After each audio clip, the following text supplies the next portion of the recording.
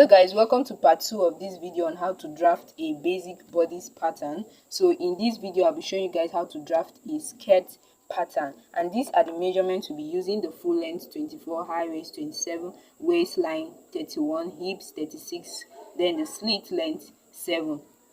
So like I said before, make your calculations before you start imputing them. So for this high waist measurement, the waist and the hips, I divided them by 4, which is what we can see from the whole calculation I did here. So moving on to the pattern, I had already drafted it out, so I'll be explaining to you guys the things that you would do when drafting yours, just to make this video easy for us and not too long. So I folded this whole pattern by my biggest measurement, which is the hip measurement. So the hip measurement is 36 and I divided it by 4, which gave me 9. Now with that 9 inches I added 1.5 inches. You can see that the little bit of allowance outside is not much for those that want to manage their material. Now for you to draft your basic body pattern, it saves time and it also helps you to manage your material very well. So moving on to the vertical measurement. So this is your waistline. This is your waistline.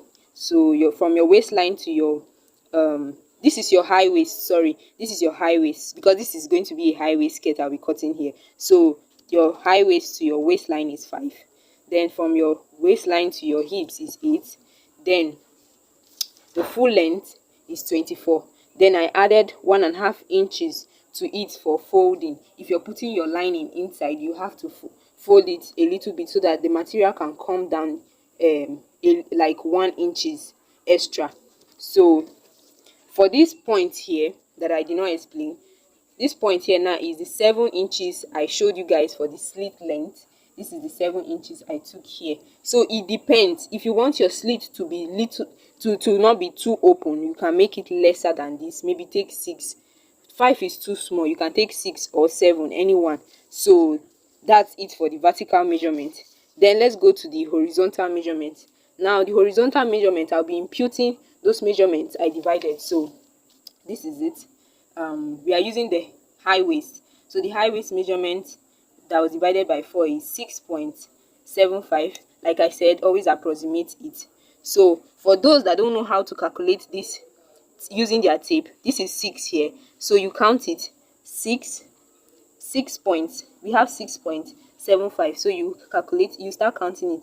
1, 2, 3, 4, 5, 6.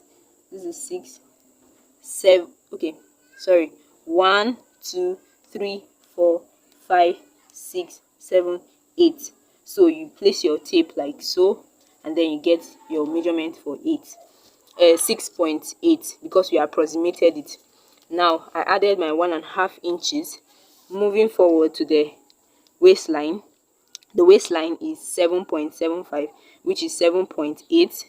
Like this is it, plus my 1.5 inches. I did the same for the hip line. The hip line. The hip line is 9 inches, and then I added 1.5 inches to it.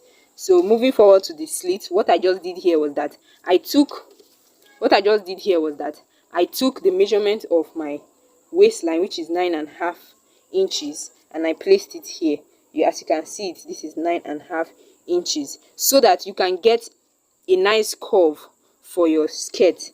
You don't want the skirt to be looking so straight. You want it to have a little bit of curve and shape to it, to add a little bit of shape to it. So make sure that you do that when you're taking. But if the person's legs is too big, make sure to add some 0.5 inch or 1 inch extra to it. So I just had to rule a straight line using my meter rule. I ruled a straight line like so to connect it down to this point. So going back to your high waist line, this is very, very optional. That's why I just ticked it like this. Normally me, I just use a straight line for my high waist line, but most people would like to go down by a quarter inch. This is it, quarter inch, and then to give it a nice curve so that your skirt will be looking how will I put it, the back side will come down a little bit than the back side. But it's very, very optional. If you want to do it, you can do it. If you don't want to do it, you leave it, and then you do your normal straight line skirt your straight high waistline skirt. So I'll be moving on to the cutting. Make sure to cut your pattern nicely, most especially the curve. I always emphasize on the curve. Make sure not to sharpen the edges too much so as to not get a wrong shape pattern.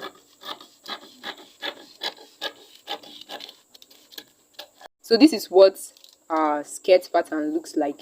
It's already looking like a skirt. So this is what I cut out. For those that will be making use of this curve pattern, you cut off this one. But for we that will be using this straight line, make sure to leave this ½ inch allowance so that you can be able to fold your skirt inside of it. You understand?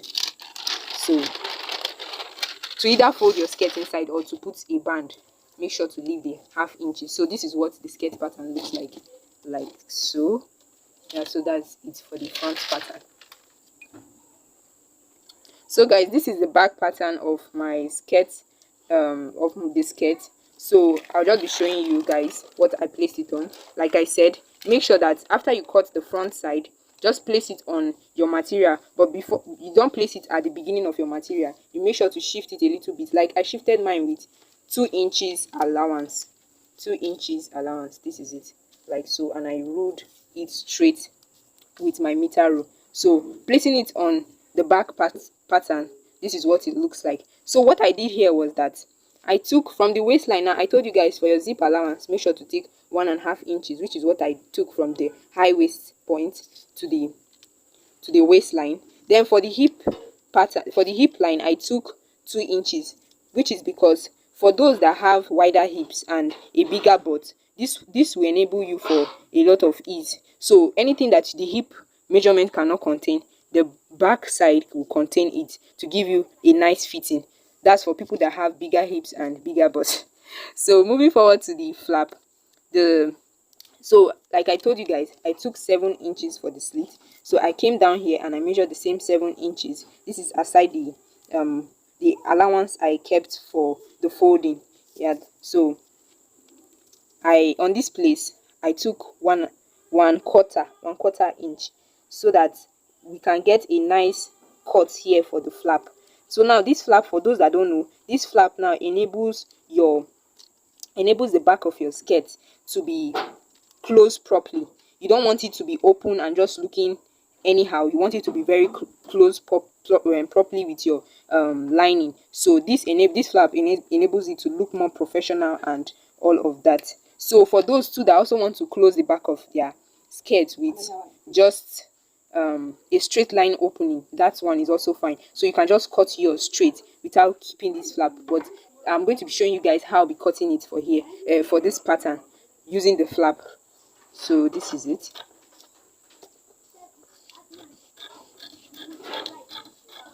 Make sure not to sharpen the edges. So this is what we have here. So you just cut out the back pattern with the front pattern together. So it is very essential for you to cut your front pattern first, so that you can be able to use it to cut the back pattern. Like I said, this will enable you save time and also work with ease. So guys, this is what the back looks like. The back pattern looks like so. So the front is already placed on it. So like I did for the front, that I folded the front into 2 to get a complete wide measurement. The back one as well, you fold it into 2, but this one I'll be using 1 because I told you guys about the length of the paper. It's not that big, so make sure that yours is into 2 so that you can actually use it to cut 2 faces of your skirt, like so. So when you place it like this, if you are having the second one is going to be here. So take note of that. Make sure that you cut it into 2. So for the flap side, when you have it into 2, you see that this flap side, after sewing your zip into it and closing this side, then you close this side like so, like this. So you close it like so, but it is much more easier to explain when you are sewing it. So I wouldn't want to emphasize more on this. So when you close it like the way I just described, you see that one will be lying on top each other. So this is going to be flat, this place is going to be folded, and here this place will be flat. Then there's another one that is lying on top each other. So when you're sewing, you see that these things make sense the more. So practice make perfect. Make sure that all these videos that you are watching, you are able to practice them on the paper first before you take them to your materials. Then the last point is for you to go and make them, join them together. So I think that's all for this video. That's all for this video. Thank you.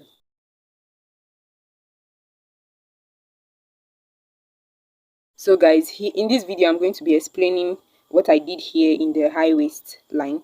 So the high waist point, so you can, as you can see this curve I did here, a little bit of curve. Now this curve is optional. It's not everybody that used it. Some people use the straight line just like that. Some people just want to have this curve so that the front side will look lesser than the back side. It's all for fittings, but use what works for you. But in this video I'll be using the straight line, so that's why I didn't cut out this part. So make sure that the skirt length that we're using here is 24, so make sure that you subtract your 1 inch for your band. So this is our band, our waistband. So I had already cut it out. So this is what we have 1.5 inches. So this is the 1 inch that was subtracted, and this is the 1/2 inch you will use to join your skirt. So this is how it's going to be like.